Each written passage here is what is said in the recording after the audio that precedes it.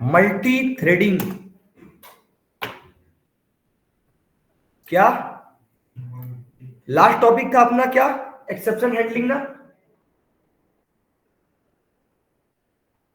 Exception handling weekends core Java 11, exception handling हो गया था, है ना। रैपर क्लास, इनपुट स्ट्रीम, ये सारी चीजें हो गई थी। अरे रैपर क्लास वगैरह, अरे ऐसे संकोच कर रहे हो।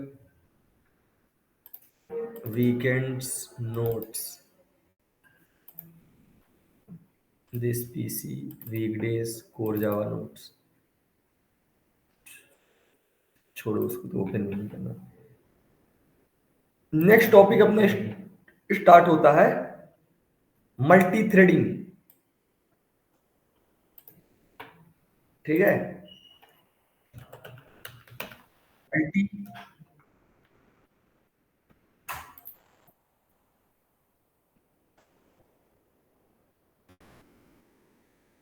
वही मैं कहूं कि खरांशु कब से इतना लापरवाह हो गया कि क्लास नहीं आ रहा, ना ऑनलाइन ना ऑफलाइन।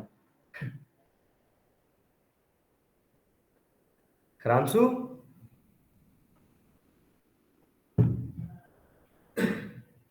तुम्हारा ही वेट कर रहे थे अभी तक हम। 9 मिनट लेट करवा दियो क्लास। चलो,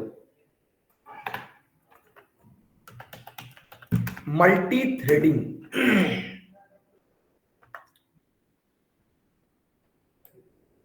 मल्टी थ्रेडिंग क्या कहलाता है? मल्टी थ्रेडिंग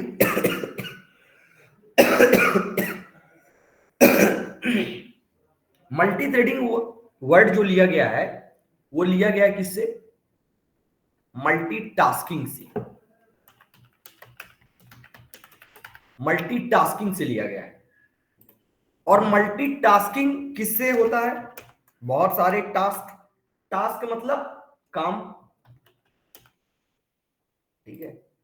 अगर कई सारे काम, ये हो गया काम। अब वो काम लिखना, पढ़ना, गाने सुनना, पैदल चलना, खेलना, वो सारे क्या है? काम, ठीक है। मल्टीटास्किंग मतलब एक साथ कई काम, एक टाइम पे कई सारे काम, जैसे कि गाने सुनते हुए लिखना, ठीक है, या कि फिर गाड़ी चलाते हुए फोन चलाना, ठीक है। ये सारे क्या है? मल्टीटास्किंग, ठीक है, एक साथ कई काम, तो ये कहलाते हैं मल्टीटास्किंग। अब मल्टीटास्क कई टाइप से होते हैं। पहला,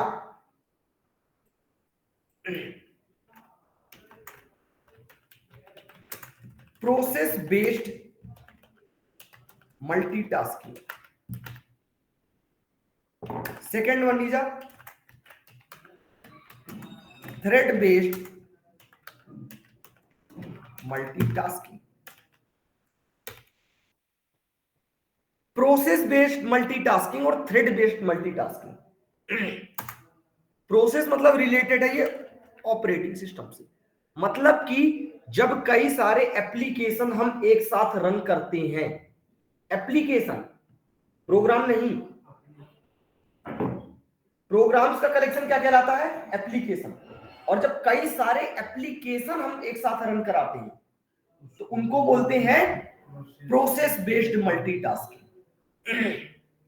ठीक है।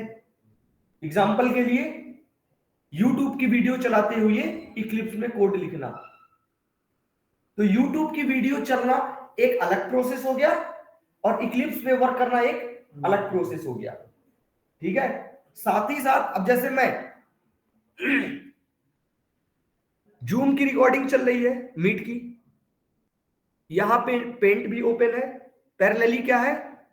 इक्लिप्स भी ओपन है, ठीक है। तो ये क्या है? Process based multitasking, it is related to our operating system, ठीक है। सेकंड आता है थ्रेड बेस्ड मल्टीटास्किंग। जब हम एक प्रोग्राम के अंदर, एक प्रोग्राम के अंदर मल्टीपल टाइप्स तरह से उसको एक्सेस करते हैं, एक प्रोग्राम को, then that is called as a thread based multitasking. मतलब कि देखो, ये हो गया, ये एक प्रोग्राम है, ठीक है, ये एक मेथड है। अब इस मेथड को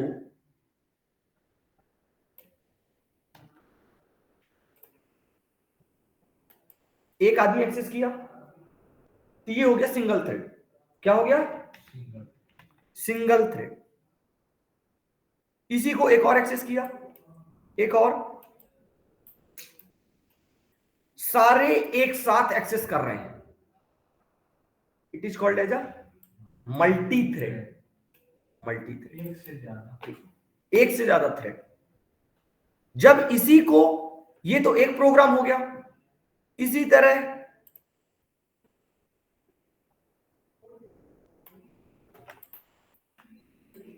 दूसरा प्रोग्राम, तीसरा प्रोग्राम, ये हो गया चौथा प्रोग्राम। तो ये ओवरऑल हो गया एक एप्लीकेशन, ओवरऑल हो गया। इसी तरह एक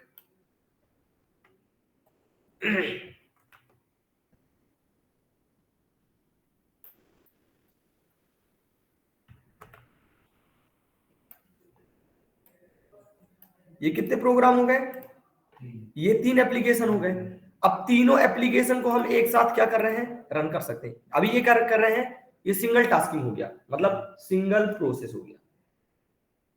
साथ ही साथ हम इसको भी एक्सेस कर रहे हैं, साथ ही साथ हम इसको भी एक्सेस कर रहे हैं। तो ये कहलाता है प्रोसेस बेस्ड मल्टीटास्किंग। और ये क्या कहलाता है?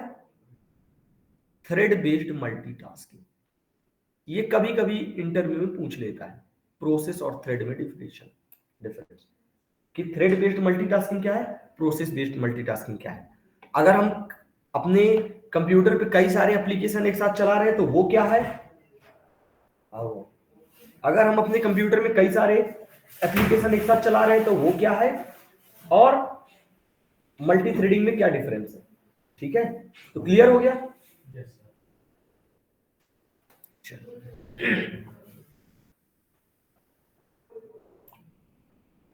तो अब स्टार्ट करते हैं किसको? थ्रेड को। ठीक है, thread is a piece of code which runs independently over a program. एक प्रोग्राम के अंदर थ्रेड एक, हिंदी भाषा में कहें तो एक नौकर की तरह है, सर्वेंट की तरह है। एक पूरा घर है, प्रोग्राम क्या है आपका? एक पूरा घर है, ठीक है। घर में के अलग अलग लोग कौन है? मेथड्स। घर के अलग अलग लोग कौन है? मेथड्स। नौकर एक, पहले बाबूजी ने किसी को कुछ काम कहा, फिर लड़के ने, फिर दादी, फिर ऐसे ऐसे करके सबने काम कहा। तो एक आदमी है, तो जिस ऑर्डर में जो उसको काम कहता जाएगा वो उनका काम कर करके पहले एक का काम करेगा, फिर दूसरे का काम करेगा, फिर तीसरे का काम करेगा। तो थ्रेड क्या है? इट इज अ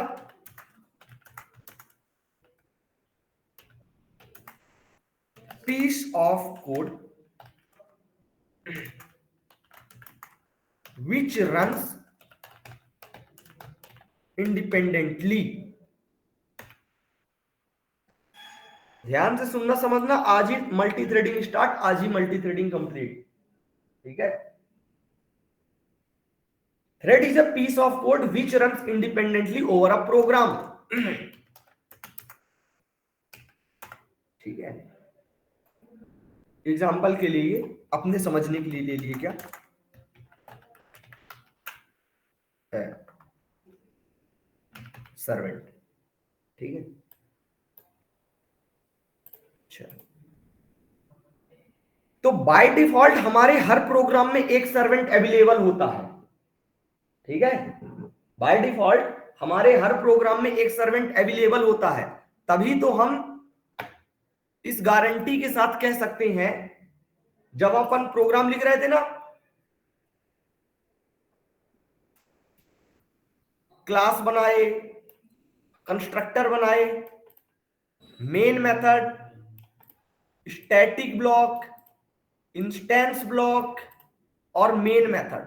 जब इतनी चीज लिखने के बाद मैं जब कह देता था कि पहले आंसर आएगा किसका? पहले आंसर आएगा मेन मेथड। फिर आएगा कंस्ट्रक्टर, या कि स्टैटिक ब्लॉक बोल लो। स्टैटिक ब्लॉक पहले, फिर ये दूसरा, फिर ये इंस्टेंस ब्लॉक तीसरा, फिर कंस्ट्रक्टर चौथा, फिर ये पांचवा। तो ये चीज मैं किस गारंटी से कह सकता था? क्योंकि बाय डिफॉल्ट हमारे हर प्रोग्राम में एक थ्रेड अवेलेबल होता था। ठीक है, बाय डिफॉल्ट हमारे हर प्रोग्राम में एक थ्रेड अवेलेबल रहता था। तो हमको पता है कि पहले वो ये काम करेगा, फिर वो बाकी के काम करेगा। तो आंसर हम प्रिडिक्ट कर सकते थे कि फिक्स है कि आंसर यही आएगा। ठीक है, क्लियर है? तो उस थ्रेड की इंफॉर्मेशन चाहिए अगर, कि वो थ्रेड कौन है, क्या नाम है उसका, उसकी डिटेल्स वगैरह चाहिए। ठीक है, तो उसके लिए हमारे जावा में एक क्लास है, क्लास का नाम है थ्रेड। कौन सी क्लास है? इसके अंदर एक मेथड है करेंट थ्रेड, जो बताती है कि जो अभी अभी जो थ्रेड आपके में चल रहा है उसके बारे में इंफॉर्मेशन कौन देता है? वो करेंट थ्रेड मेथड। ठीक है, तो अगर हमको पता करना है कि हमारे प्रोग्राम में अगर कोई थ्रेड है तो वो कौन है, उसका नाम क्या है, उसकी प्रियोरिटी क्या है, उसकी आईडी क्या है, वो किस क्लास के अंदर अवेलेबल है, तो सारी चीजें दिखा सकता हूं।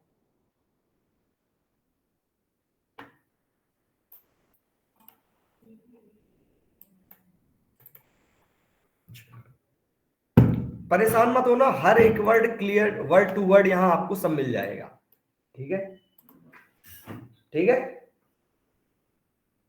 जो जो एग्जांपल बोलूंगा, जो जो डेफिनेशन बोलूंगा, सारी चीजें ए टू जेड वहां मिलेगी। बस सुनना है तो क्या, कहानी है ना,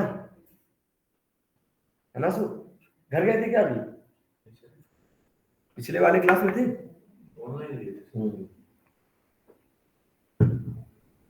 एग्जाम देने गए हो ना? गवर्नमेंट के एग्जाम कह रहे थे, अभी है वो, जो जो भी आएंगे उनके लिए।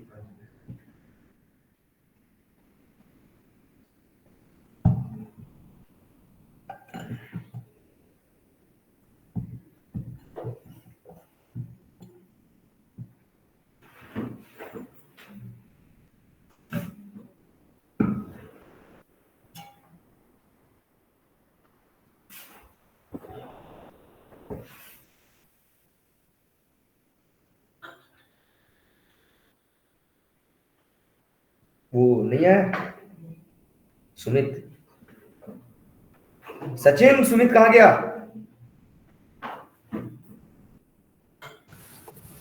वो गांव गया हुआ है सर। अभी कुछ देर पहले तुम ही कनेक्ट हुए थे। यस सर, हम घर आए हुए हैं ना। अच्छा अच्छा, यस। तो तुम लोग तो वापस ना आ पाओगे। क्या सर? वापस ना आ पाओगे। वापस? वापस कल तो सर 2-3 दिनों में आएंगे सर। मैं तो घर ही एग्जाम रहूंगा लगा सर हुआ है ना अभी। तुम्हारे? कौन सा है बैच? कौन सा बैच है इसमें से? 10 वाला ये?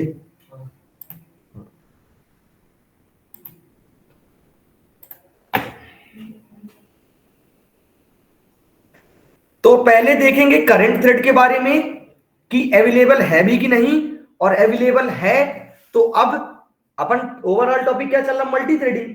मल्टी थ्रेडिंग मतलब एक थ्रेड नहीं, कई सारे थ्रेड।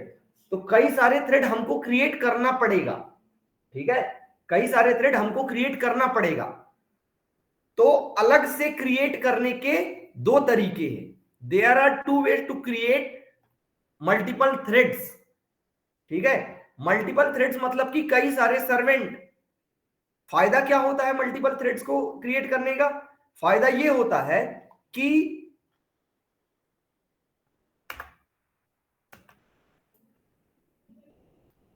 जैसे एक मेथड है, जैसे मैंने आज बटनी है सबकी सैलरी एक कंपनी की। ठीक है, उस कंपनी के मैनेजर ने एक नौकर को बुलाया और उसको बोला कि तुम एक बैंक जाओ। अब जैसे अलग अलग एम्प्लॉयज के अलग अलग बैंक है, ठीक है, किसी का HDFC में, किसी का यूनियन में, किसी का SBI में, अलग अलग अकाउंट में है, उन्होंने अलग अलग अकाउंट दे रखा है। सपोज करो ये UPI वाला सिस्टम नहीं है, तो उसने पैसा दिया किसको, अपने उस सर्वेंट को, और बोला कि जाके बैंकों में जमा करो। ये है मैनेजर,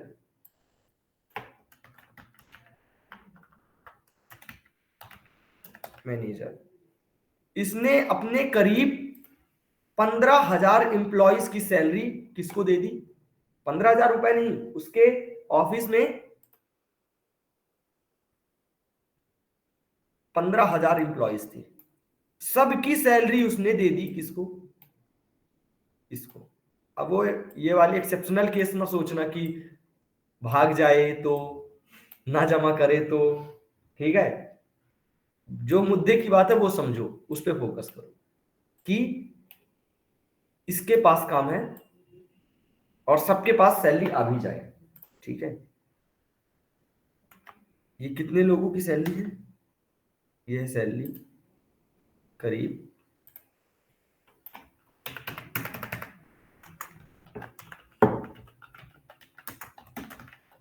सैलरी, ठीक है, 15,000 एम्प्लॉयज की सैलरी ये लिया हुआ है, ठीक है। चलो, कौन है ये, सर्वेंट।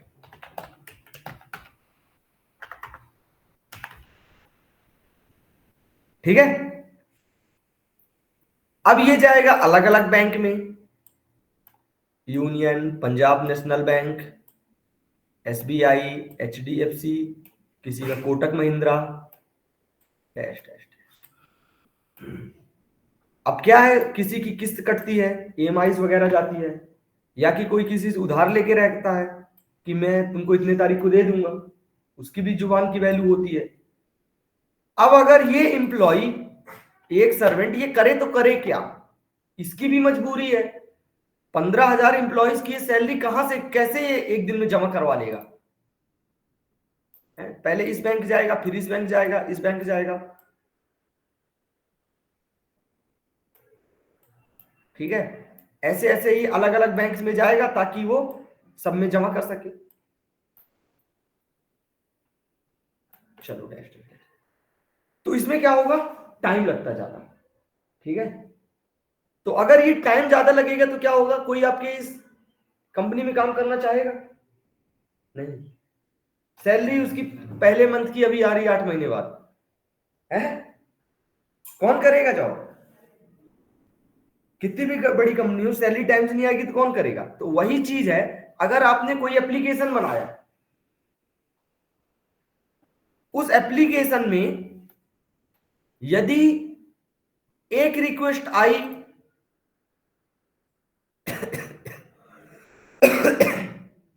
एक रिक्वेस्ट आई, उसका पूरा काम कंप्लीट हुआ, ठीक है, फिर वो बाहर गया, फिर दूसरा, फिर ये। तो इस तरह अगर तुम गूगल में कर दिए कि कोई चीज सर्च किए, इमरजेंसी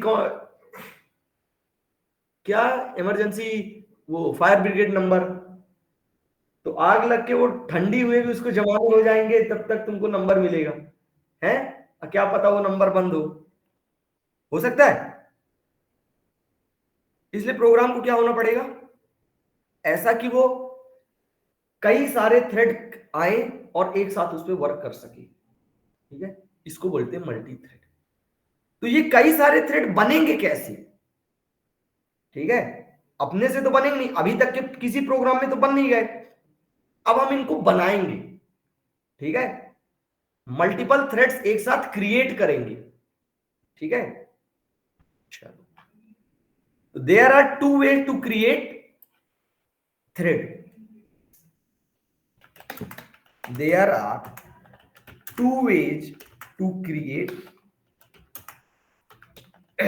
thread मतलब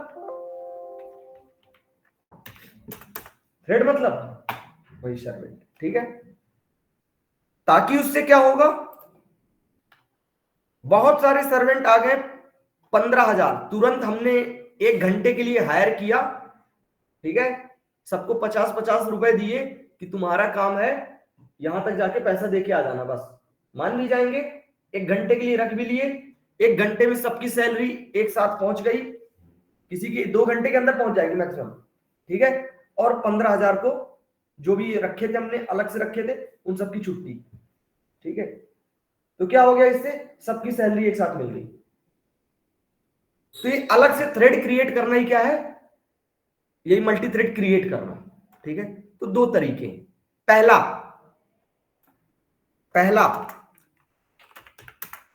बाय एक्सटेंडिंग, जैसे मैंने लास्ट क्लास में बताया था कि अगर किसी को एक्सेप्शन कहलाना है तो उसको किस हायरार्की का मेंबर होना पड़ेगा, एक्सेप्शन का, है ना। अगर जैसे खुद का मैनुअल एक्सेप्शन क्रिएट करना, तो वो जो मैनुअल एक्सेप्शन का नेम होगा वो एक्सेप्शन की हायरार्की में एक चाइल्ड क्लास होना चाहिए, बताए थे, बोलो, बताए थे, है नहीं आए थे लास्ट क्लास में, होना चाहिए। तो उसी तरह अगर आप थ्रेड क्रिएट कर रहे हैं तो आपको जो भी क्लास का, जिसके आप बहुत सारे थ्रेड क्रिएट कर रहे हैं, उसको आपको क्या करना पड़ेगा, थ्रेड से थ्रेड क्लास को एक्सटेंड करना पड़ेगा। पहला तरीका ये, अच्छा, by extending thread class.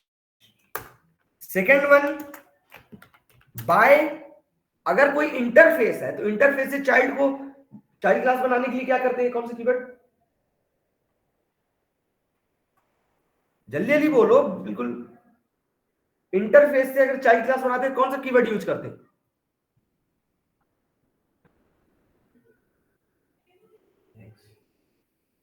Online. जब क्वेश्चन ऑनलाइन ऑफलाइन कोई बोलो, बस आंसर तुरंत आए।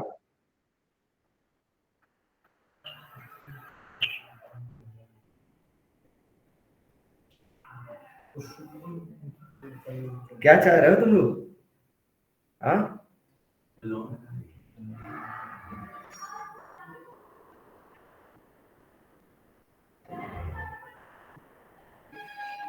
फिर कहोगे कि मैं मन से नहीं पढ़ा रहा।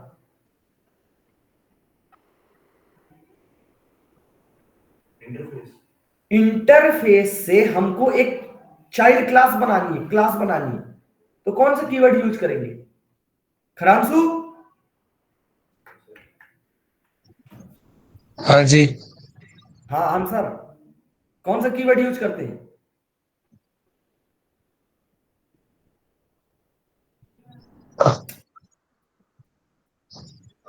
चलो इम्प्लीमेंट, हाँ कीवर्ड ओके। यूज नहीं करते।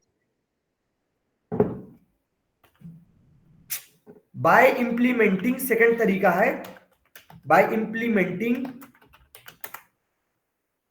क्या कोई इंटरफेस होगा तो उस इंटरफेस का नाम है रनेबल इंटरफेस।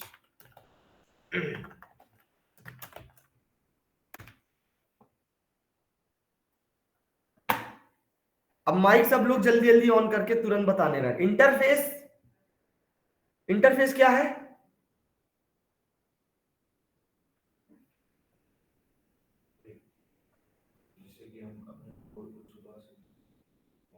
और इंटरफेस में किस टाइप की मेथड्स लिखते हैं,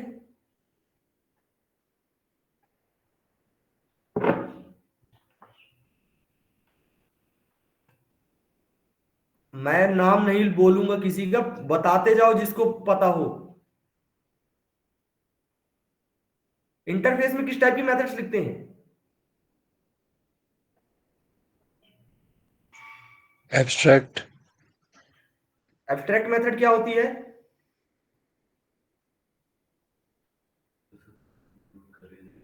जिसमें डेफिनेशंस तुम होती है सिर्फ। लोग इस तरह पढ़ोगे,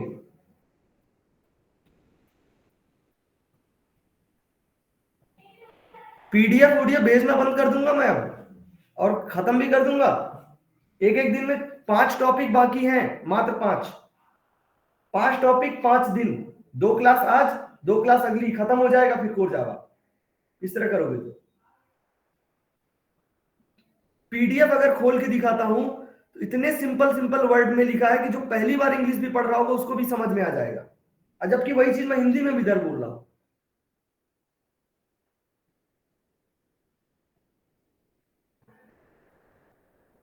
अब्स्ट्रैक्ट मेथड्स क्या होती है वरुण? अब्स्ट्रैक्ट मेथड, सुनील, अनुज,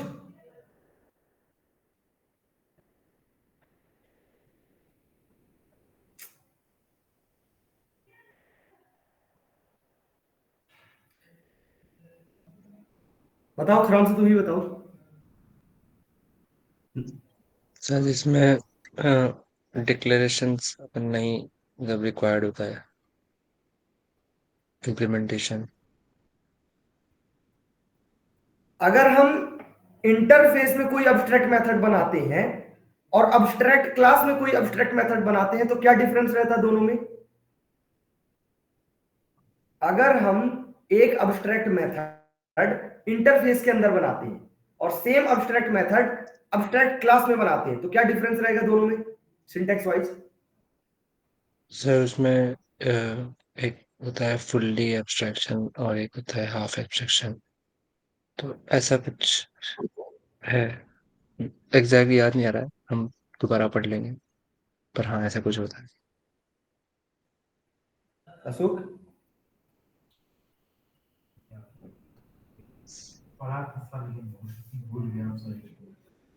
आज आज बैठ के सबसे पीडीएफ पढ़वाएं पुरानी।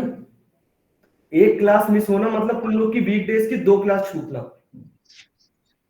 अब दो 4 दिन बाद क्लास लगती है, एक क्लास लगती है 1.5 घंटे की, उसमें 5-10 मिनट आना जाना।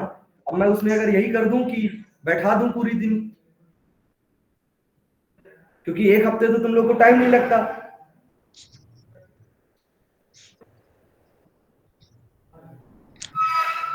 नल मेथड और अब्स्ट्रैक्ट मेथड में क्या डिफरेंस है?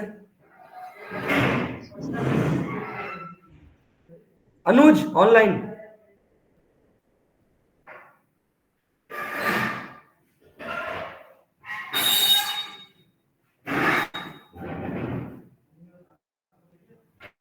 मैं तुम लोग को ये रनेबल इंटरफेस बताने वाला था है? और तुम लोग को इंटरफेस ही नहीं पता, तो इंटरफेस की क्वालिटी क्या समझोगे? अभी ये रनेबल इंटरफेस एक स्पेशल टाइप का इंटरफेस है। मैं इसकी स्पेशलिटीज बताऊं तो तुम लोग को समझ में आएगा। जब यही नहीं पता कि इंटरफेस होता किस लिए है, इसमें से क्लास किस तरह बनाते हैं, इसके अंदर किस टाइप की मेथड्स होती है, वो मेथड जो बनती है इसके अंदर वो उसकी क्या खूबी होती है और नॉर्मल मेथड में क्या डिफरेंस होता है।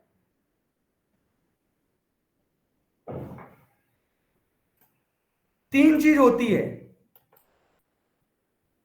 क्लास, अब्स्ट्रैक्ट क्लास और इंटरफेस। तीनों क्या है? मेथड्स और वेरिएबल्स का कलेक्शन है।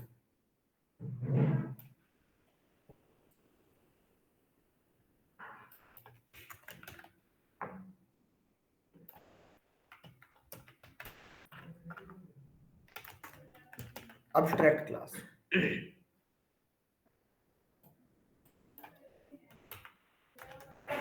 इंटरफेस, इसके अंदर हम ये नॉर्मल क्लास होती है, नॉर्मल क्लास होती है, ठीक है।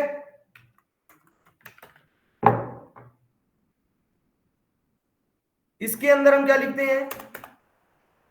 नॉर्मल मेथड्स और नॉर्मल वेरिएबल्स, ठीक है। अब्स्ट्रैक्ट क्लास के अंदर हम दोनों चीज लिख सकते हैं, नॉर्मल मेथड्स और as well as abstract method. Abstract method क्या होती है? ऐसी मेथड जिसके अंदर बॉडी नहीं होती, सिर्फ और सिर्फ उसका डिक्लेरेशन होता है, उन मेथड्स को बोलते हैं अब्स्ट्रैक्ट मेथड्स। अब्स्ट्रैक्ट मेथड की बॉडी कहां होती है? इनके चाइल्ड क्लासों में। तो क्लास से क्लास अगर हम एक्सटेंड करेंगे, इनहेरिट करेंगे, तो कौन सा कीवर्ड यूज करते हैं? एक्सटेंड। और क्लास से इंटरफेस जब इनहेरिट करते हैं तब कौन सा कीवर्ड यूज करते हैं? जैसे मान लो ये इंटरफेस है, ये इंटरफेस है, तो कौन सा कीवर्ड यहां पे यूज करेंगे अनुज? अभी अभी बताया हूं। हाँ, इंप्लीमेंट। कौन सा शोक?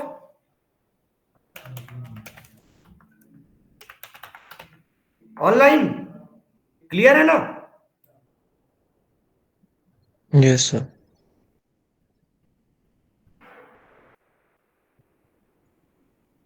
जब क्लास से इंटरफेस में इनहेरिट करते हैं तब इंप्लीमेंट्स यूज करते हैं, ठीक है ना?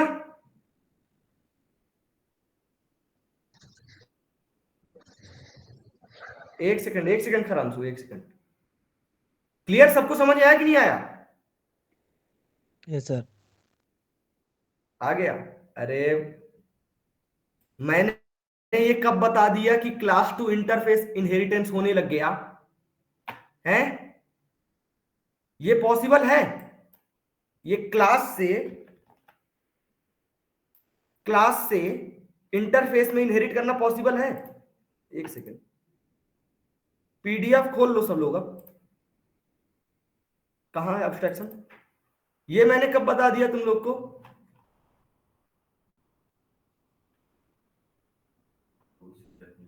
है?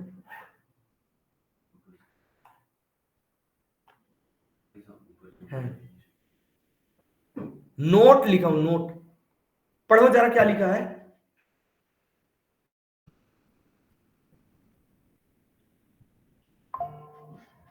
पॉसिबल है ये?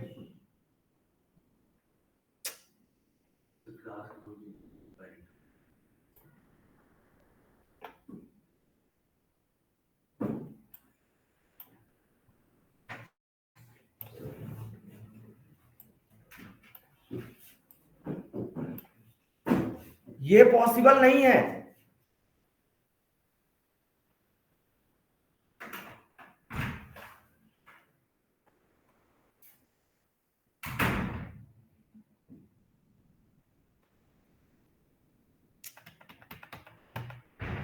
छोड़ो।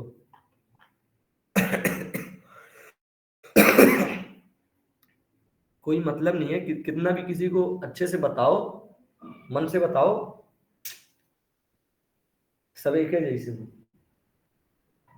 जैसे लग रहा था कि इसमें मैं सच में इस बार तुम लोग के बैच में इतना एफर्ट से बताता था, जबकि आज ये करीब ये एंड में पहुंच गए अपन। लेकिन जो जिस इंटरेस्ट में फर्स्ट क्लास में स्टार्ट किया था उसी इंटरेस्ट से अभी तक इसमें पढ़ा रहा हूं। कुछ बैचों में होता कि स्टूडेंट्स के अकॉर्डिंग चलता है, जैसे स्टूडेंट्स अगर बिना मन के हो गए तो फिर बैच भी धीरे धीरे वो उसी तरह हो जाता। बट इसमें अभी भी मैं उस टाइप में ही बता रहा हूं कि अभी तुम लोग अगर 2 मिनट पहले देखे होगे अलग अलग एग्जाम्पल लेना। अरे मेरे को शौक है ये सब ड्राइंग बनाने का।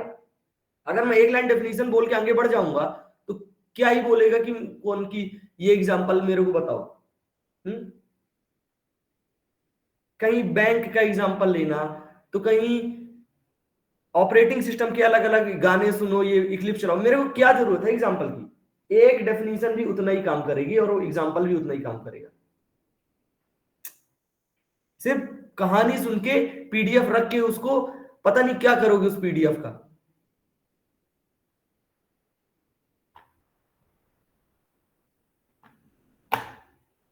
तो थ्रेड क्रिएट करने के 2 तरीके, पहला by extending thread class and second one is by implementing runnable interface. Runnable interface एक जावा 8 में, जावा के अलग अलग वर्जन आते रहते हैं, जब ये रिसेंट में चल रहा 21।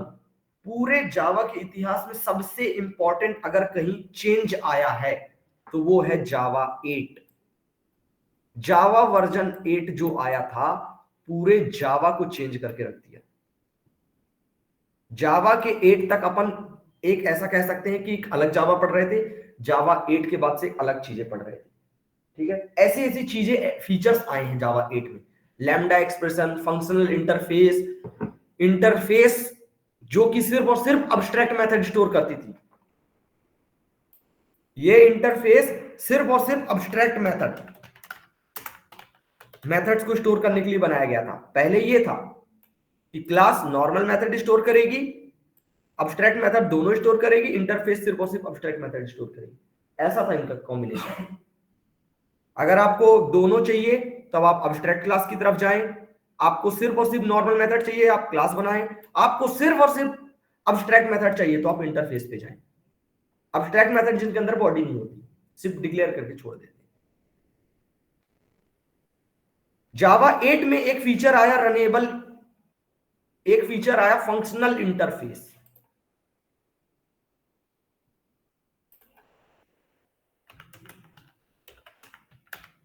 फंक्शनल इंटरफेस, फंक्शनल इंटरफेस एक स्पेशल टाइप के इंटरफेस होते हैं जिसके अंदर कुछ नहीं होता, सिर्फ और सिर्फ एक मेथड होती है। एक और होता है मार्कर इंटरफेस। देखो है दोनों चीज क्या, इंटरफेस, मतलब इनके अंदर कुछ टाइप की मेथड होंगी, अब्स्ट्रैक्ट मतलब सिर्फ और सिर्फ उनका नाम बस होगा। बट मार्कर इंटरफेस में ये ब्लैंक होता है पूरा। Blank means no methods. Example के लिए सीरियलाइजेबल इंटरफेस, एक दिन मैंने दिखाया भी था।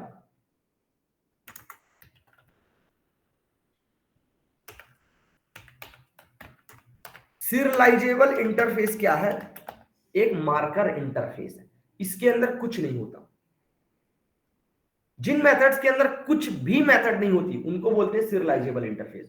और ऐसी इंटरफेस जिनके अंदर सिर्फ और सिर्फ एक अब्स्ट्रैक्ट मेथड होती है उनको बोलते हैं functional interface. Only one abstract method,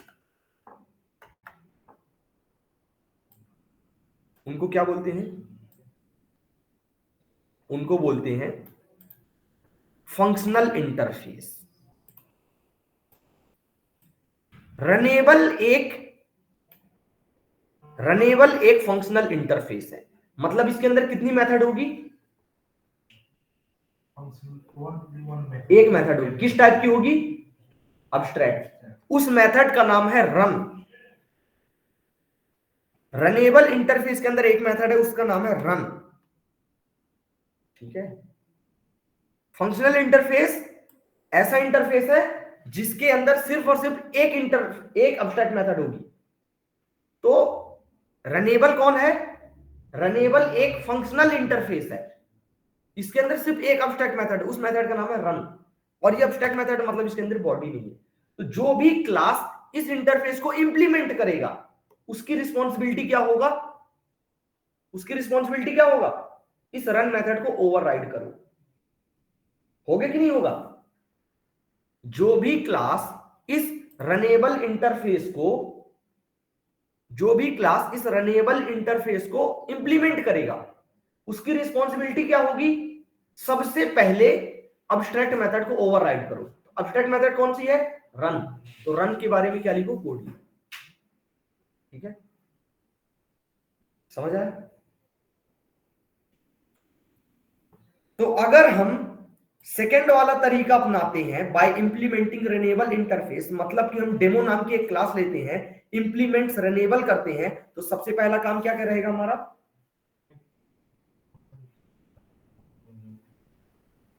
ध्यान से सुनो।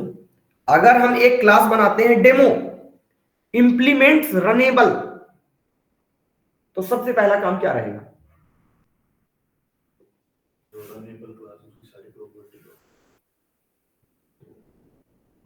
अगर हम एक क्लास बनाते हैं डेमो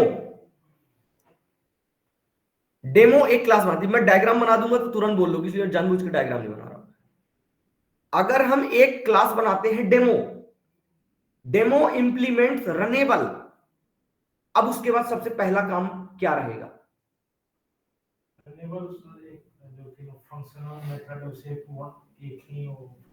हाँ हाँ ऑनलाइन। अगर हम एक क्लास बनाते हैं, चलो मान लो क्लास का नाम है batch 11, implement batch 11 implements runnable. अब उसके बाद पहला काम क्या है?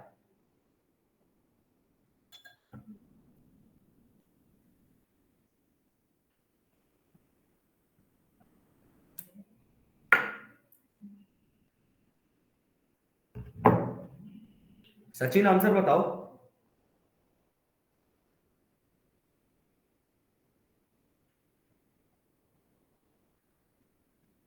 क्वेश्चन नहीं समझ में आया कि आंसर नहीं पता? क्वेश्चन नहीं समझ में आया तो क्वेश्चन और अच्छे से बताओ।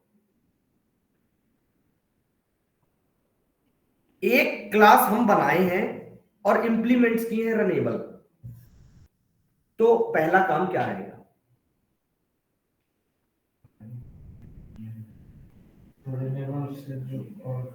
अशोक आंसर। रनेबल की जितनी भी तो रनेबल के अंदर क्या है? रनेबल के अंदर क्या है? हाँ, मेथड है। हाँ, और उसके अलावा तो कुछ है नहीं। तो उसी एब्स्ट्रैक्ट को, उसी रन को क्या करना पड़ेगा? ओवरराइड करना पड़ेगा।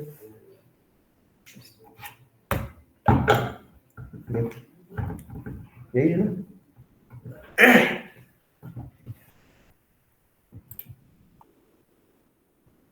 चलो, ये समझ में आ गया है? ठीक है।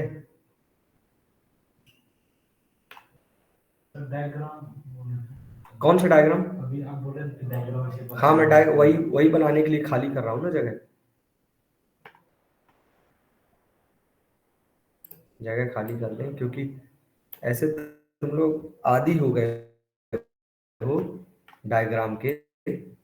अभी देखना आंसर सब लोग।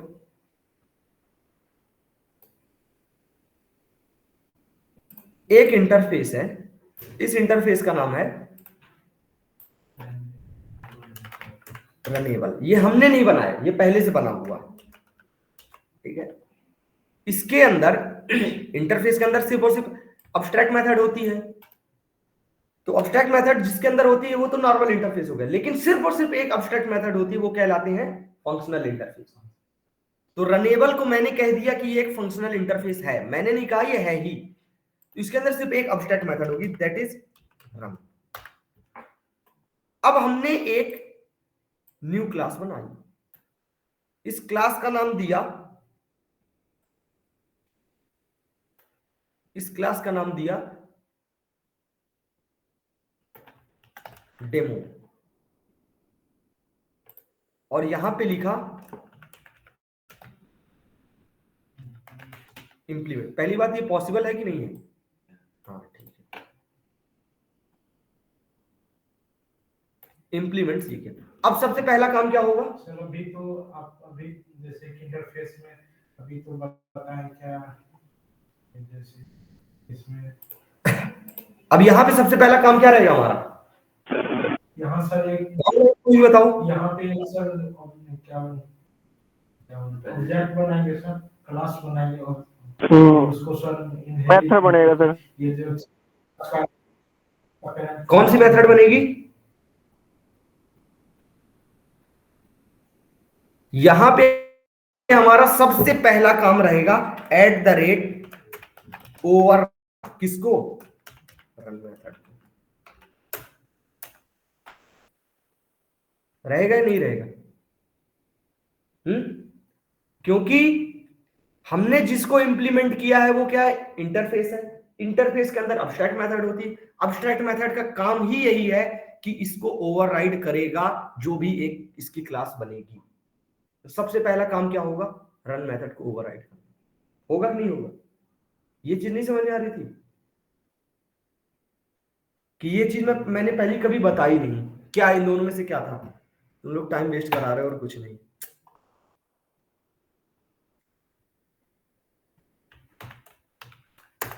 पढ़ लिया करो, पीडीएफ दे दे तो। अपना कोर्स तो खत्म होगा ही और टाइम पे भी होगा। ठीक है।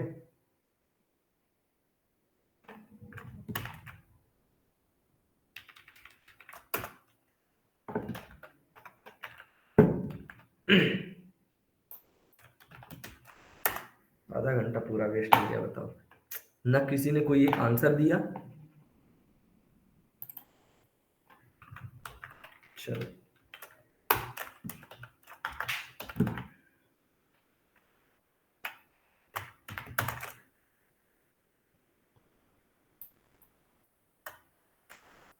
मेन मेथड, ठीक है।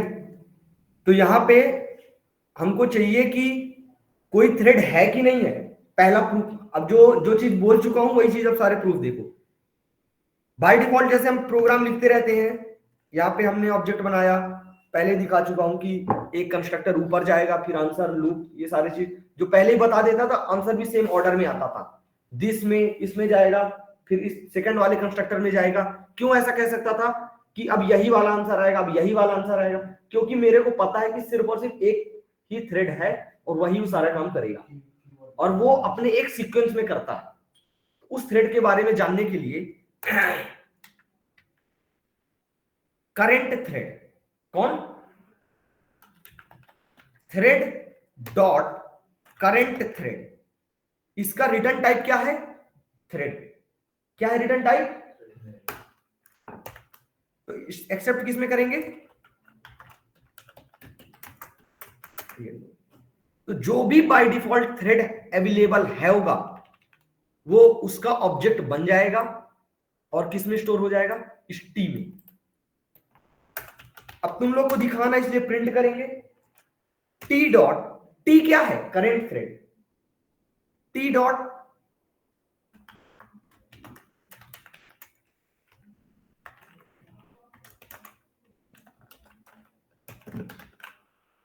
गेट नेम,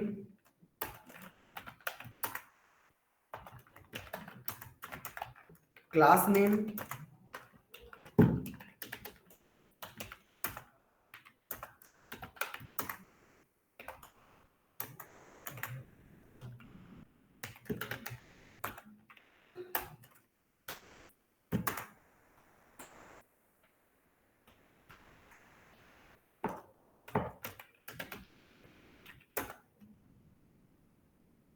ठीक है।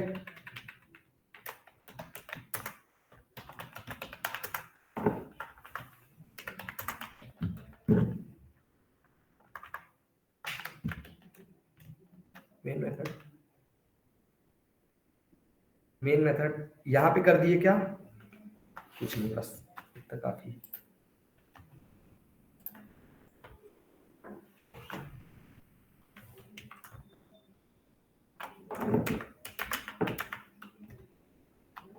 आंसर आएगा सबसे पहले मेन मेथड, फिर जो भी थ्रेड है उसकी मदद से आंसर प्रिंट हो जाएंगे चारों। आंसर देखो,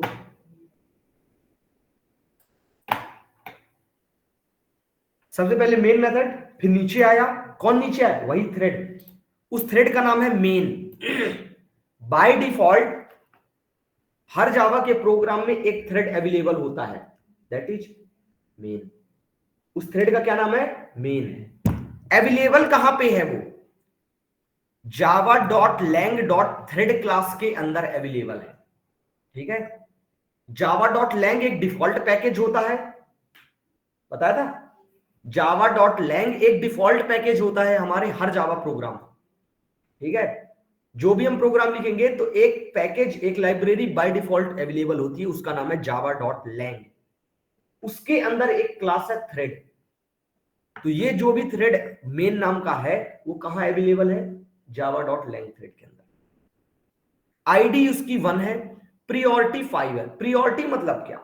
प्रियोरिटी इसलिए कि अगर मान लो हम सपोज करो 10 थ्रेड क्रिएट कर देते हैं और 10 के 10 को छोड़ दिए, तो 10 के 10 जाएंगे एक साथ एक ही जगह पे कूद जाएंगे, ठीक है। तो अब हम चाह रहे हैं कि नहीं, पहले ये सीनियर हैं, इनको जाने दो। 10 सर्वेंट हो गए ना, तो अब वहां पे अगर हम प्रियोरिटी नहीं देंगे किसी को तो क्या होंगे? 10 के 10 हम ही महान बने, ठीक है। तो प्रियोरिटी मतलब एक ऑर्डर होता है उनका। कौन? अगर हम आप सेट करना चाहते हैं तो सेट कर दीजिए, अदरवाइज बाय डिफॉल्ट उनकी क्या होती है? एवरेज। एवरेज में क्या होता है? 5। मैक्सिमम प्रियोरिटी होती है 10, मिनिमम प्रियोरिटी होती है 0, एवरेज कुछ भी 10 से 10, 0 से 10 के बीच आप कुछ भी रख दो, ठीक है, वो होती है उनकी प्रियोरिटी। तो अगर आप किसी थ्रेड को हाईएस्ट प्रियोरिटी देना चाहते हैं तो या तो लिख दे हाईएस्ट प्रियोरिटी मैक्स प्रियोरिटी, या कि 10 लिख दो, या कि मिनिमम प्रियोरिटी 0 लिख दो। तो जो बाय डिफॉल्ट थ्रेड हमारे पास अवेलेबल होता है उसकी प्रियोरिटी कितनी है 5, मतलब वो एवरेज है। एवरेज इसलिए ताकि आप अगर कोई इससे भी हाईएस्ट वाला बनाना चाहते हैं तो उसको बना सकते हैं। जो प्रोग्राम आपने किया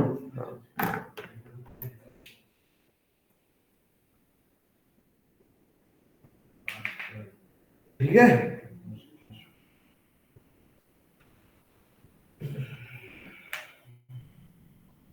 तो इस प्रोग्राम को सेंड कर देते हैं तुम लोग को।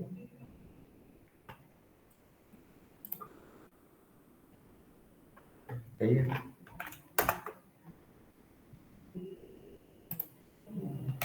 वीकेंड, ठीक है। ये हो गया करंट थ्रेड के बारे में। अब हमको एक से ज्यादा थ्रेड क्रिएट करने हैं, तो एक से ज्यादा थ्रेड क्रिएट करने हैं तो क्या करेंगे, दो तरीके हैं। पहला,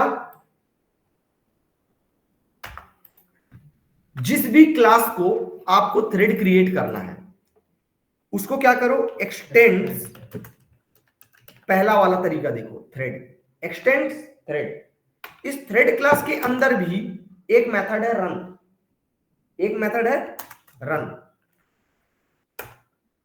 ठीक है, किसके अंदर, थ्रेड क्लास के अंदर।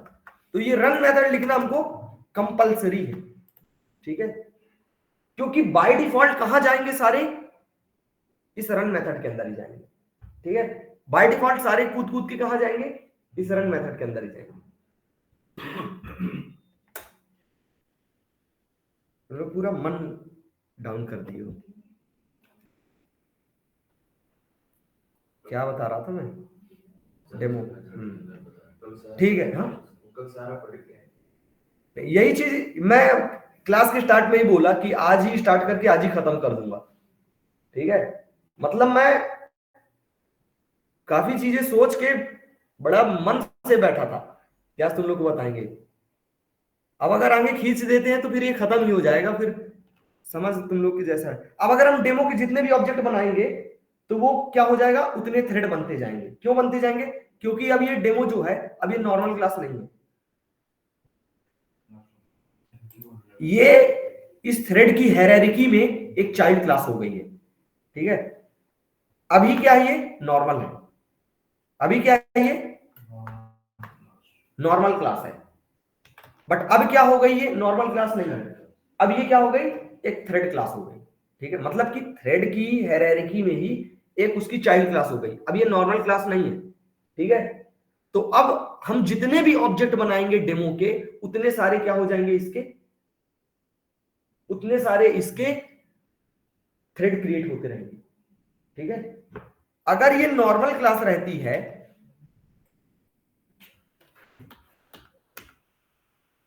क्लास है, ठीक है, तो हम जितने भी थ्रेड क्रिएट ऑब्जेक्ट बनाएंगे, demo d equal to new demo,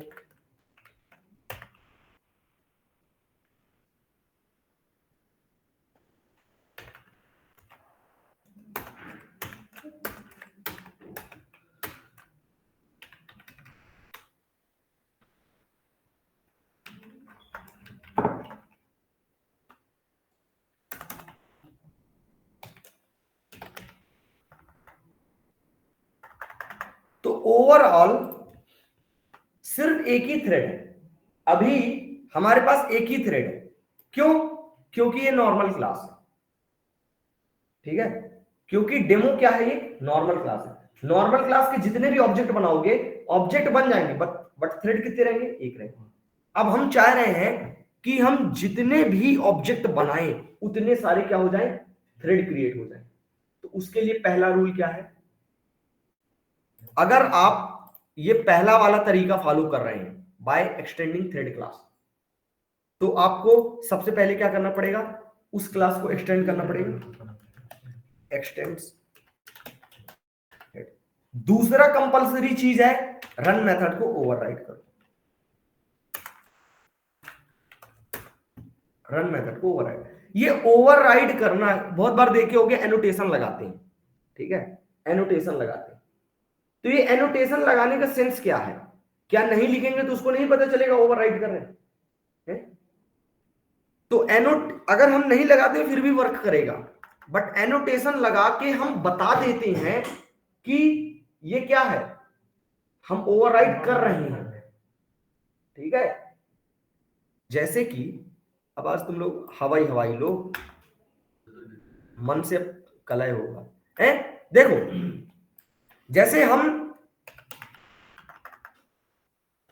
जैसे क्या करते हैं, लॉन्ग एल इक्वल टू 45 कर देते हैं, स्टोर हो जाता है, ठीक है। बट बाय डिफॉल्ट इसको वो क्या समझता है, इंट समझता है। हमको कंपाइलर को फोर्सफुली बताने के लिए कि ये इंट नहीं है, ये इंट नहीं है, ये देखो और अच्छे समझो, ये हमने लिया बाइट b इक्वल टू 28 लिया, ठीक है। इंट a इक्वल टू कर दिया b कर दिया, वैलिड हो गया। क्यों वैलिड हो गया? क्योंकि इंट जो है उसकी रेंज ज्यादा है, वो बाइट को स्टोर कर सकता है, ठीक है, वैलिड हो गया, कोई दिक्कत नहीं। सेम चीज long L equal to B कर दिया, वैलिड हो गया, वैलिड हो गया ना। बट ये जो बी है, एल स्टोर तो कर लिया, बट ये जो बी है ये क्या है, ये बाइट की वैल्यू है, ठीक है, लॉन्ग की वैल्यू नहीं है, वो उसके रेंज में इसलिए स्टोर हो गया। बट अगर कंपाइलर को बताना है फोर्सफुली कि ये क्या है, लॉन्ग की वैल्यू है, तो हमको क्या करना पड़ता, अलग से एल लगाना पड़ता है, स्मॉल एल और कैपिटल एल।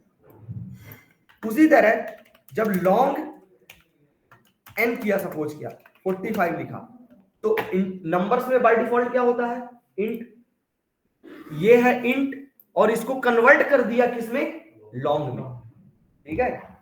इसको 45 को इसने किसमें समझा, इंट में, और वो टाइप कास्टिंग में पॉसिबल है, इसलिए वो किसमें कन्वर्ट हो गया, लॉन्ग में। बट हम चाहते हैं कि इंट में मत समझे, उस स्टार्टिंग से ही लॉन्ग में समझे, तो हमको एक एडिशनल इंफॉर्मेशन देनी पड़ती है। क्या देनी पड़ती है, एल, ठीक है, स्मॉल एल और कैपिटल एल। तो अब जब भी कंपाइलर हमारा इस वैल्यू को पढ़ेगा, तो पढ़ने के साथ ही इसको क्या समझेगा कि ये लॉन्ग है, और लॉन्ग को लॉन्ग में स्टोर कर रहे हैं, ठीक है। बट जब नहीं लिख रहे थे तब क्या हो रहा था, तब इसको समझ रहा था बाय डिफॉल्ट इंट है ये, अब इंट को लॉन्ग में स्टोर कर सकते हैं, इसलिए एरर नहीं आया। बट एक्चुअल में क्या समझा था पहले, ये इंट है, ठीक है। तो हमको कंपाइलर को अलग से इंस्ट्रक्शन देने के लिए हम ये एनोटेशंस का यूज करते हैं, ठीक है। अगर आप एक कोई है टेस्ट क्लास, एक है test class,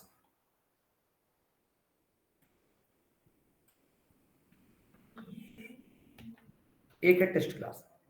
test class extends demo, ठीक है। डेमो को क्या किया इसने, एक्सटेंड किया। अगर चलो यहां पे हमने क्या किया, यहां पे हमने कर लिया एक method wide show, wide show एक मेथड बना, ठीक है। टेस्ट क्लास में कंपलसरी है कि ऑप्शनल है, ऑप्शनल है।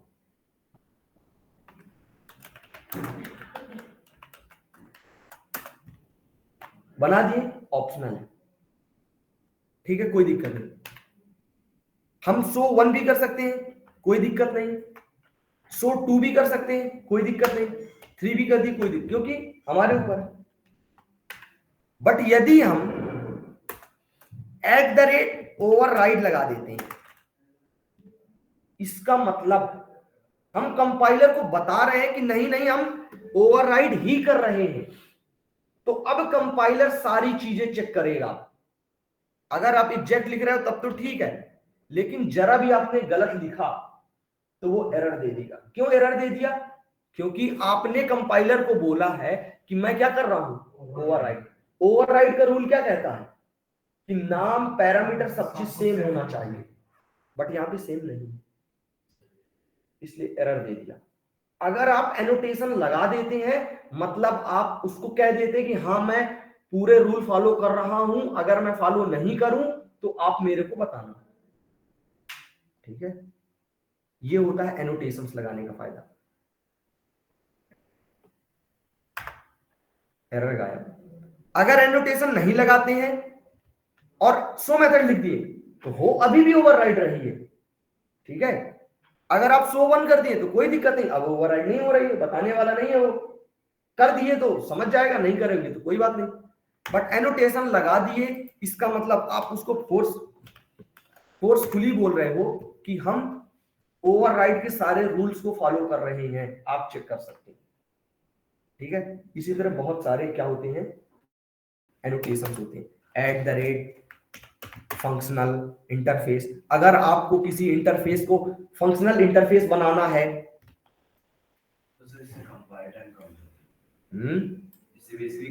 ये हम कंपाइलर को इंस्ट्रक्शन देने के लिए एनोटेशंस यूज करते हैं। ठीक है, अब देखो एक हम इंटरफेस बना रहे हैं, एक इंटरफेस बना लिए चेक नाम से। ठीक है, चेक नाम से एक इंटरफेस बना लिए। चेक नाम से इंटरफेस बना लिए तो कौन सा इंटरफेस है? नॉर्मल इंटरफेस है। नॉर्मल इंटरफेस क्या करता है? सिर्फ और सिर्फ अब्स्ट्रैक्ट मेथड्स को स्टोर करता है ना। अब हम अब्स्ट्रैक्ट मेथड मतलब बॉडी नहीं, अब हम कितनी भी बना ले मेथड वाइड। अच्छा, एक क्वेश्चन मैंने पूछा था कि अब्स्ट्रैक्ट क्लास में अगर हम कोई अब्स्ट्रैक्ट मेथड बनाते हैं और इंटरफेस में अगर कोई अब्स्ट्रैक्ट मेथड बनाते हैं तो क्या डिफरेंस है? पूछा था ना आज। क्वेश्चन भी भूल जाते हो क्या? अब्स्ट्रैक्ट क्लास में अगर कोई अब्स्ट्रैक्ट मेथड बनाते हैं और इंटरफेस में अगर कोई अब्स्ट्रैक्ट मेथड बनाते हैं तो क्या डिफरेंस होता है सिंटैक्स वाइज? आज ही क्वेश्चन पूछो मैं। अरे ध्यान से सुनो, कान खोल के, दिमाग में नहीं जाती बात। अब्स्ट्रैक्ट क्लास में अगर हम अब्स्ट्रैक्ट मेथड बना रहे हैं और इंटरफेस में अगर हम कोई अब्स्ट्रैक्ट मेथड बना रहे हैं, हाँ यही क्वेश्चन था उतने टाइम। ठीक है, ये उतने टाइम कोई नहीं बताया। तो अगर हम इंटरफेस में अब्स्ट्रैक्ट मेथड बनाते हैं तो अब्स्ट्रैक्ट लिखने की जरूरत नहीं पड़ती, क्योंकि बाय डिफॉल्ट ही सारी मेथड्स क्या होती हैं? अब्स्ट्रैक्ट होती हैं। और अब्स्ट्रैक्ट क्लास में हमको बताना पड़ता है। क्यों बताना पड़ता है? क्योंकि वो दोनों को सपोर्ट करता है, अब्स्ट्रैक्ट नॉन अब्स्ट्रैक्ट दोनों को। इसलिए हमको वहां पे बताना पड़ता है कि ये अब्स्ट्रैक्ट वाली है, ये अब्स्ट्रैक्ट वाली नहीं है। ठीक है, अगर हम किसी नॉर्मल क्लास में अब्स्ट्रैक्ट मेथड बना देते हैं, अब्स्ट्रैक्ट मेथड लिख देते हैं, तो क्या दिक्कत आती है?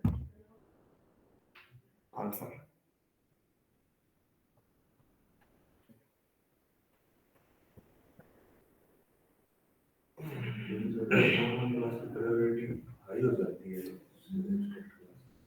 क्वेश्चन क्या पूछा मैंने?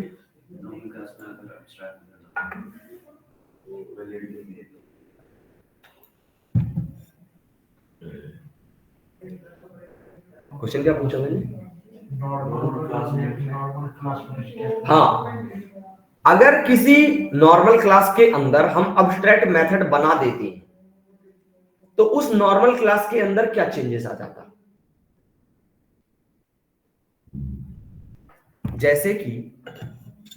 जैसे बता देंगे तो आंसर आएगा। तुम लोग बताओ जल्दी। खरांशु,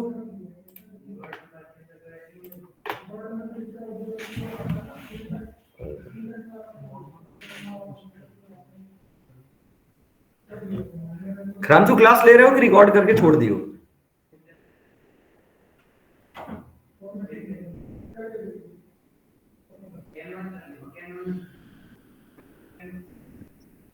सर ले रहा हूँ।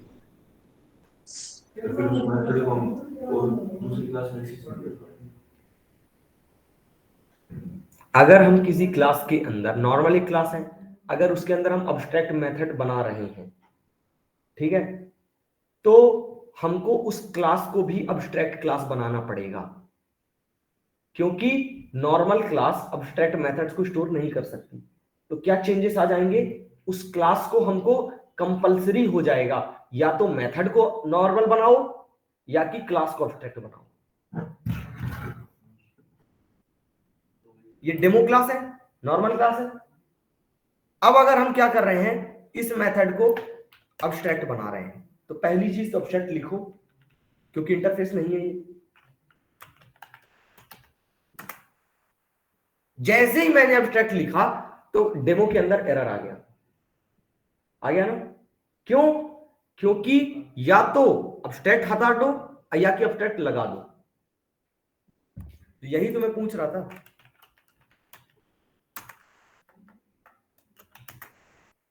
देखिए, तो अगर आप किसी नॉर्मल क्लास के अंदर अब्स्ट्रैक्ट मेथड लिख रहे हैं तो वो क्लास को या आपको अब्स्ट्रैक्ट क्लास बनाना ही पड़ेगा, क्योंकि नॉर्मल क्लास अब्स्ट्रैक्ट मेथड को स्टोर कर ही नहीं सकती। ठीक है, इंटरफेस में अगर आप अब्स्ट्रैक्ट मेथड लिख रहे हैं तो आपको अब्स्ट्रैक्ट अलग से लिखने की जरूरत नहीं है। क्यों नहीं है? क्योंकि बाय डिफॉल्ट वो सारी मेथड्स क्या होती हैं, अब्स्ट्रैक्ट ही होती है। ठीक है,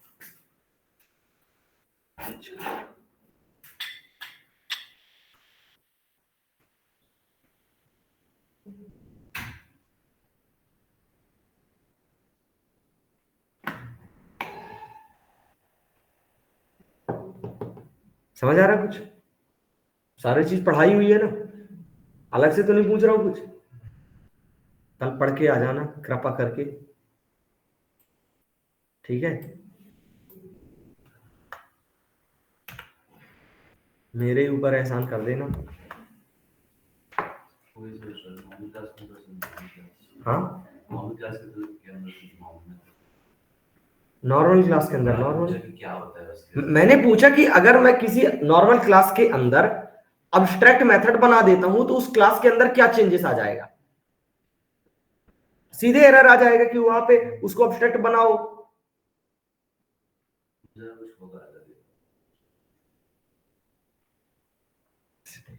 ठीक है, तो हमने एक इंटरफेस लिया, चेक नाम का एक इंटरफेस लिया। इसके अंदर हम कितने भी अब्स्ट्रैक्ट मेथड बना सकते हैं। वाइड एड बन गई ना, वाइड टेस्ट बन गई, वाइड शो बन गई। क्यों बन गई? क्योंकि ये एक क्या है, इंटरफेस है। इंटरफेस का काम ही है अब्स्ट्रैक्ट मेथड को स्टोर करना। ठीक है, बट अब हम कंपाइलर को ये इंस्ट्रक्शन देंगे कि ये नॉर्मल इंटरफेस नहीं है, ये फंक्शनल इंटरफेस है। तो ये इंस्ट्रक्शन देने के लिए हमको क्या करना पड़ेगा, या तो आप खुद ही सिर्फ एक इंटरफेस एक मेथड बनाओ, तो वो ऑटोमेटिक इस चेक नाम के इंटरफेस को as a functional interface treat करेगा। ठीक है, समझ आ रहा? क्यों करेगा? क्योंकि हम जाने अनजाने में इसको अंदर सिर्फ और सिर्फ एक मेथड लिख रहे हैं, वो भी अब्स्ट्रैक्ट टाइप की। ठीक है, फंक्शनल इंटरफेस की सिर्फ और सिर्फ यही पहचान है कि इसके अंदर एक अब्स्ट्रैक्ट मेथड होती है, सिर्फ दो नहीं होती ना तीन होती, सिर्फ एक होती, जीरो भी नहीं होती, मिनिमम और मैक्सिमम एक अब्स्ट्रैक्ट मेथड। ठीक है, तो अगर हम जाने अनजाने में ऐसा करते हैं तो हमारा ये जो चेक इंटरफेस है by default as a functional interface treat किया जाएगा। जैसे कि अभी हमने रन मेथड दिखाया ना, ओवरराइड अगर हम एनोटेशन नहीं लगाते हैं और ओवरराइडिंग की प्रॉपर्टी को फॉलो करते हैं तो वो ओवरराइडिंग के ही अंदर आ जाता है। लेकिन अगर हम उस रूल को तोड़ दिए तो मना करने वाला नहीं है। क्यों मना करेगा? क्योंकि नॉर्मल है भाई, नॉर्मल इंटरफेस कितनी भी स्टोर कर सकता। बट अब हम कंपाइलर को क्या कर रहे हैं, फोर्सफुली ये कह रहे हैं कि ये जो इंटरफेस है ये फंक्शनल इंटरफेस। ठीक है, समझ में आ रही कहानी क्या कहना चाह रहा हूं? अब हम अपने इस इंटरफेस को कह रहे हैं कि ये एक फंक्शनल इंटरफेस है। हमारे इस चेक नाम के इंटरफेस को as a functional interface treat किया जाए, तो उसने तुरंत एरर शो कर दिया। क्यों एरर शो कर दिया? अगर आपने कहा कि हमको ऐसा ट्रीटमेंट चाहिए, तो उसने कहा ठीक है, तो आपके पास ये क्वालिटीज होनी चाहिए। ठीक है, आपको यदि वो वीआईपी ट्रीटमेंट चाहिए, है ना, तो आपके अंदर वो वीआईपी वाली क्वालिटीज होनी चाहिए। तो हमने उसको फोर्सफुली कहा कि हम ये हमारा जो इंटरफेस है ये क्या है, ये फंक्शनल इंटरफेस है। ठीक है, फंक्शनल इंटरफेस है, तो फंक्शनल इंटरफेस है तो क्या हो, उसके अंदर फिर फंक्शनल इंटरफेस वाली क्वालिटीज हो। फंक्शनल इंटरफेस की क्वालिटीज क्या है, क्या वरुण की क्वालिटी क्या है?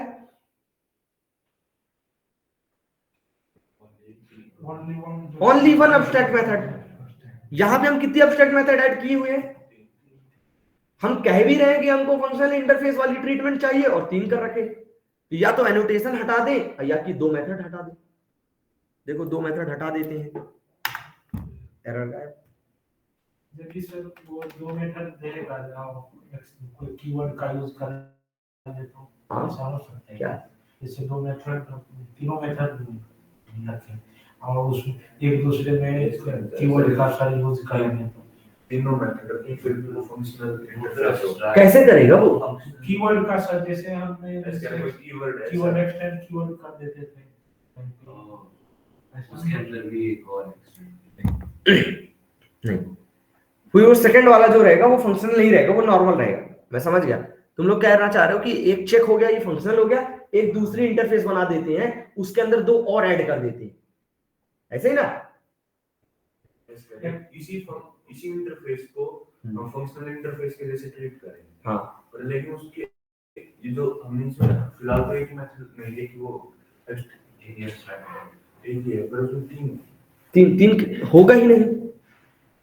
तीनों को जैसे एक को तो सर फंक्शनल इंटरफेस कर रहे है ना, फिर जैसे दूसरा मेथड जैसे दूसरा से फर्स्ट को करना है, तो जैसे keyword extend keyword super keyword ऐसा कुछ नहीं है, बस एक ही रूल यही है कि अगर कोई इंटरफेस सिर्फ एक अब्स्ट्रैक्ट मेथड को स्टोर कर रहा है, then that will treat as a functional interface. और अगर हम एनोटेशन लगा रहे हैं, इसका मतलब हम उसको फोर्सफुली कह रहे हैं कि हम फंक्शनल इंटरफेस के सारे रूल्स को फॉलो कर रहे हैं, आप देखें, है ना। अगर हम नहीं कर रहे हैं तो आप हमको एरर दें। ठीक है, एनोटेशन का मतलब समझ में आ गया? तो जो मैंने बोला वो सही बताया था कि सिर्फ और सिर्फ एक अब्स्ट्रैक्ट मेथड होती है। तो रनेबल क्या है हमारा? रनेबल एक फंक्शनल इंटरफेस है, उसके अंदर सिर्फ एक। अगर अब हम कोई जैसे टेस्ट लिख, ये चेक के अंदर चेक क्या हो गया, अब हमारा चेक हो गया हमारा एक फंक्शनल इंटरफेस। अभी तुम लोग पढ़ोगे लैम्डा एक्सप्रेशन। लैम्डा एक्सप्रेशन सिर्फ और सिर्फ डिपेंड है किसके ऊपर? फंक्शनल इंटरफेस के ऊपर। ठीक है, फंक्शनल इंटरफेस के अंदर। ठीक है, ये ऐसा हो गया कि एक घर में एक ही आदमी रहता है, एक घर में एक ही आदमी रहता है। ठीक है, तो अगर कुछ भी नीचे से जाके नीचे जा रहे हो, चिट्ठी उट्टी फेंक दिए, तो गारंटी है कि वही आदमी उठाएगा।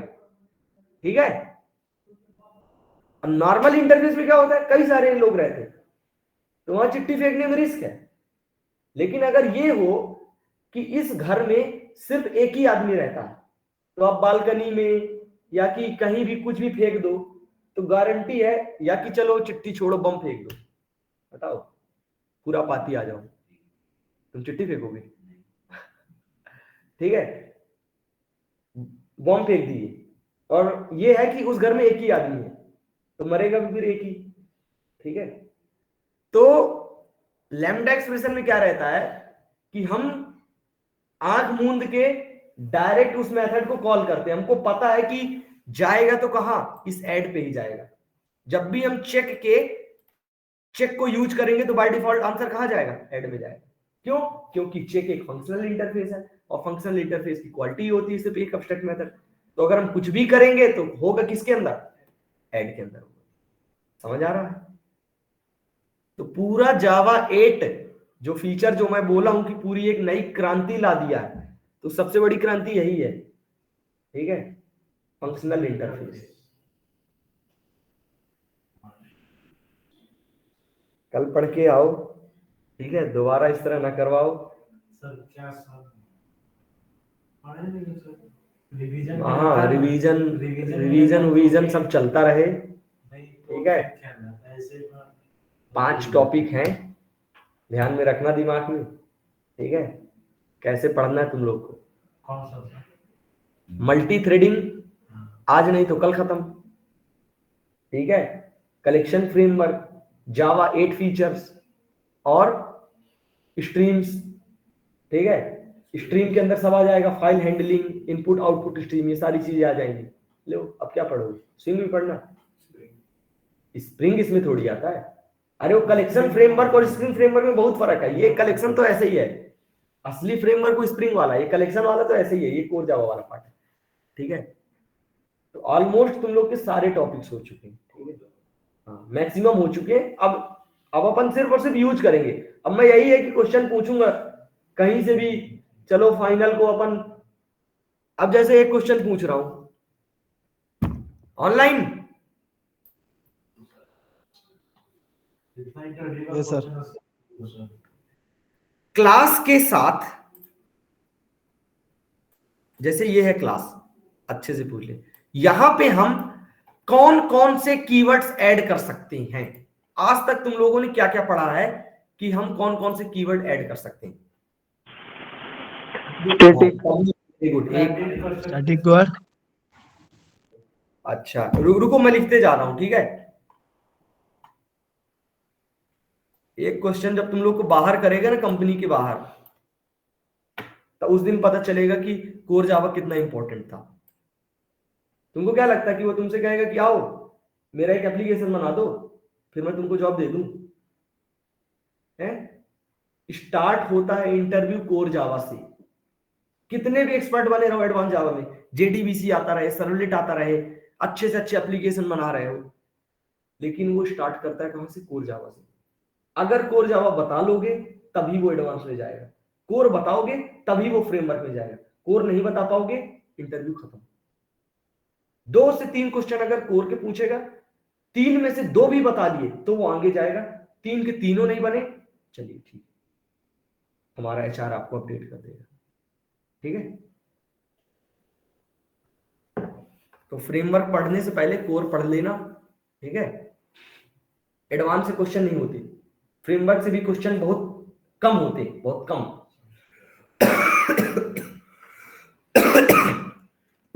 हाँ बताओ कौन कौन से कीवर्ड ऐड कर सकते हैं? स्टैटिक है ना, और बताओ खरांशु आंसर बताओ जल्दी जल्दी। पब्लिक, मैंने पूछा कि जो क्लास लिखते हैं, क्लास ऊपर जैसे यहां पे लिख दिए क्लास डेमो, तो इस क्लास के साथ में इसके पहले क्या क्या कीवर्ड ऐड कर सकते हैं, ये पूछ रहा हूं।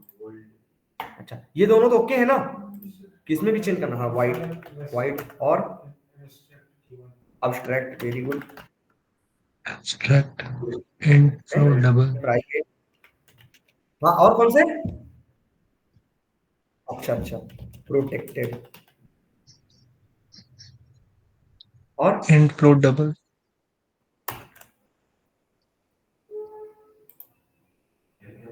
किसने बोला ये इंट फ्लोट डबल? ये आंसर किसने बोला था अभी?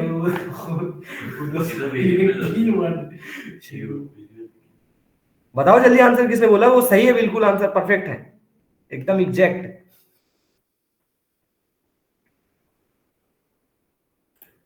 चलो मैं लिख दूं ताकि ज्यादा जलीलियत महसूस हो। इंट फ्लोट डबल और कौन से? अरुण तुम भी एक आध बोलो। नहीं मैंने पूछा है सिर्फ ये कि ये है क्लास का नाम, ठीक है। यहां से क्लास अपनी स्टार्ट हो जाती है।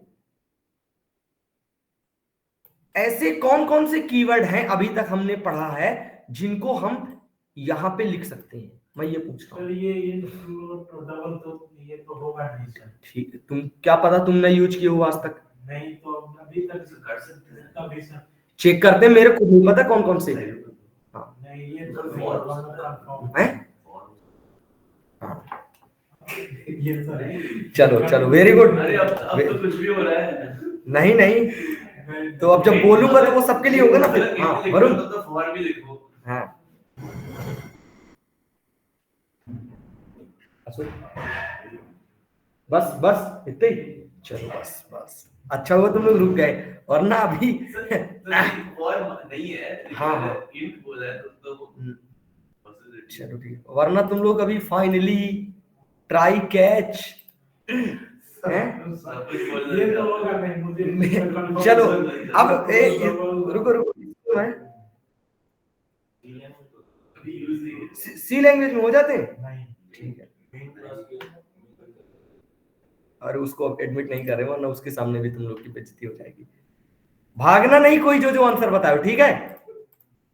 चलो मैं इसको क्या करता हूं,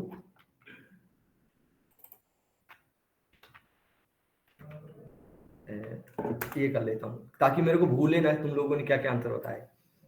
सबसे पहला स्टैटिक यहां पे ऐड कर रहे हैं। देखो मेरा क्वेश्चन क्लियर था, और ये भी नहीं था कि मैं बोला हूं कि अब जो बोल दियो तो हटा नहीं सकते हो। लास्ट तक किसी ने नहीं बोला कि हटा दो, ठीक है। यहां पे मैं ऐड कर रहा हूं डेमो के पहले, ठीक है। यहाँ पे सबसे पहले ऐड कर रहे हैं क्या, स्टैटिक, ठीक है। एरर पहला, पहले महानुभाव का आंसर जिसने भी बोला हो, ठीक है। ऑफलाइन आता तो फिर मैं देखता भी कि किसने बोला है, ऑनलाइन तो बोल के आज तुम लोग फायदा उठा लियो, है ना। वहां पे सर बट प्राइवेट ये लिख सकते इंट फ्लोट डबल वाला तो मेरे को पता है किसने बोला था। सर हाँ, चलो बस। लिख सकते हैं सर वहां पे पब्लिक तो प्राइवेट और प्रोटेक्टेड। स्टैटिक पॉसिबल नहीं है, ठीक है। नेक्स्ट पब्लिक पॉसिबल है, ठीक है। ठीक है ना, वाइड तुम ही बोले हो, कोई यूज नहीं कर पाएंगे। वाइड एरर, नहीं सर एब्स्ट्रैक्ट भी नहीं होगा ठीक है। अब्स्ट्रैक्ट वैलिड है, क्यों। अब्स्ट्रैक्ट क्लास बनाने के लिए क्या लिखते हो, कुछ और लिखते हो, नहीं मुझे लगा पब्लिक ठीक है। ठीक है ना, वरुण क्लियर हो रहा। तुमने कौन सा बोला था वरुण। अच्छा लो, प्रोटेक्टेड पहले लिख दे। Private invalid, class can not be private, class can not be protected. अब आती खरांसू की बारी, इंट, बस तब तो ही sir keyword Float. Sir public और एब्स्ट्रैक्ट डबल, और अनुज की बारी, सर मैं For. मजाक कर रहा था। मजाक। चाइल्ड क्लास को नहीं पढ़ा रखी आपने। चाइल्ड क्लास है। अरे ये टेस्ट है चाइल्ड क्लास, ये है चाइल्ड, वो पेरेंट ही है।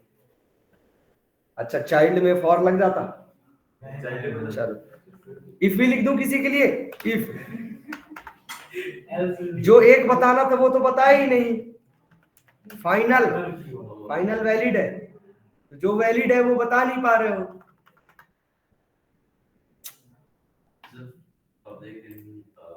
Invalid, invalid, invalid,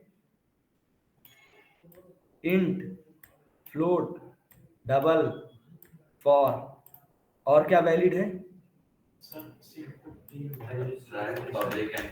final valid है। क्लियर हो गया। अब बस इतने ही होती है ना, बताएंगे ना कैसे इनर क्लास रहती है, बताते हैं उसको, वो इसमें नहीं होती। अच्छा स्टैटिक तुम बोले थे क्या? स्टैटिक क्लास चाहिए तुमको? स्टैटिक क्लास चाहिए? स्टैटिक क्लास लो। किस नाम की क्लास चाहिए तुमको? क्या नाम है?